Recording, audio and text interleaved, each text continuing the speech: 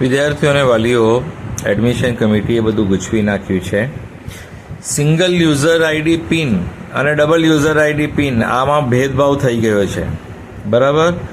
એટલે આ પ્રોબ્લેમેટિક છે. અને સૌથી મોટો પ્રોબ્લેમ તો આપણને એ નડ્યો છે કે આયુર્વેદ હોમિયોપેથનું ત્રીજા રાઉન્ડનું રિઝલ્ટ પહેલે ડિક્લેર થયું અને MBBS BDSનું પછી થાય છે. એકચ્યુઅલ તો આપણે દર વખતે એક જોતા હતા. એકદમ સ્ટાર્ટિંગમાં તો બધું એક સાથે જ ચાલતું હતું. બધાના રાઉન્ડ એક સાથે જ MBBS BDS આયુર્વેદ હોમિયોપેથ 2 વર્ષ પહેલાં આપણી એડમિશન કમિટીમાં એક સાથે જ બધા રાઉન્ડ પડતા હતા, એટલે કોઈ ટેન્શન જ નહીં હતું. પછી આયુષનું ને આ MCC વાળું જુદું સમયપત્રક ચાલુ થયું એટલે જુદું થવા લાગ્યું. તે છતાં પણ આ MBBS BDSનું રાઉન્ડ પહેલે થાય, પછી આયુર્વેદ હોમિયોપેથનું થાય, પછી MBBS BDSનું થાય, પછી આયુર્વેદ હોમિયોપેથનું થાય, એટલે ઝિગઝેગ થતું હતું.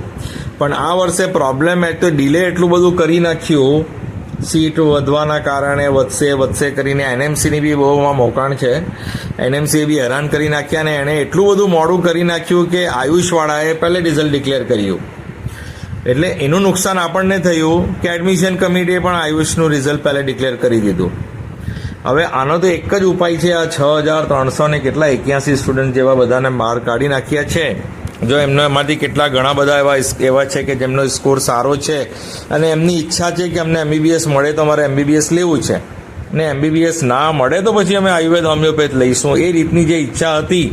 પણ રિઝલ્ટ ડિક્લેર થઈ ગયું આયુર્વેદ હોમિયોપેથનું પહેલાં ત્રીજા રાઉન્ડનું, અને MBBS BDSનું હજુ એ બાકી છે ને હજુ પણ સમય કાઢશે. તો હવે એક જ ઉપાય છે. કોઈ સારા વકીલ તમારા પાસે હોય, તમારી પાસે પૈસાની સગવડ હોય તો હાઈકોર્ટમાં આ વિશે વાત કરી શકે છે કે અમારી સાથે અન્યાય થાય છે, કે જે સારા સ્કોરવાળા સ્ટુડન્ટ છે એમને બહાર કાઢી નાખ્યા છે, જેમની પાસે ઓલરેડી ગવર્મેન્ટ કોલેજ છે આયુર્વેદની હોમિયોપેથની. હવે એમને MBBSમાં લેવું હતું કે BDS ગવર્મેન્ટમાં લેવું હતું, હવે એમની પાસે અવસર નથી. ને આ સિંગલ યુઝર આઈડી પિન અને ડબલ યુઝર આઈડી પિન આ બંનેમાં ફેર પડી ગયો હવે, કે જે ડબલ યુઝર આઈડી વાળા છે એ લોકો રજીસ્ટ્રેશન કરીને આવી શકે છે, અને સિંગલ યુઝર આઈડી વાળા રજીસ્ટ્રેશન ના કરી શકે કેમ કે એડમિશન કેન્સલ ના થઈ શકે. અથવા તો એમનું એડમિશન કેન્સલ કરવાનો ઓપ્શન આપે કે ભાઈ તમારે જો MBBS BDSમાં પાર્ટિસિપેટ કરવું છે, રજીસ્ટ્રેશન વિન્ડો ઓપન છે, તો તમે જૂનું એડમિશન કેન્સલ કરાવો અને આ નવું તમે લઈ લો.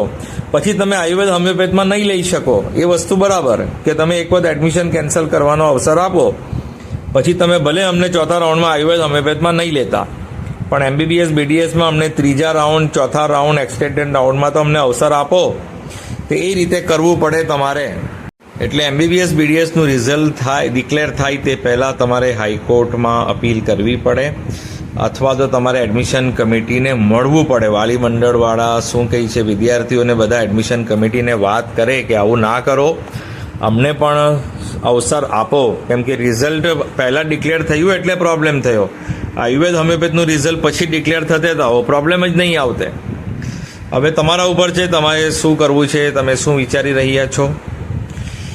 આ ચેનલ સાથે જોડાયેલા રહો, લાઈક કરો, વિડીયોને શેર કરો, નોટિફિકેશન ઓન રાખો. Thank you so much for listening, liking, subscribing and sharing.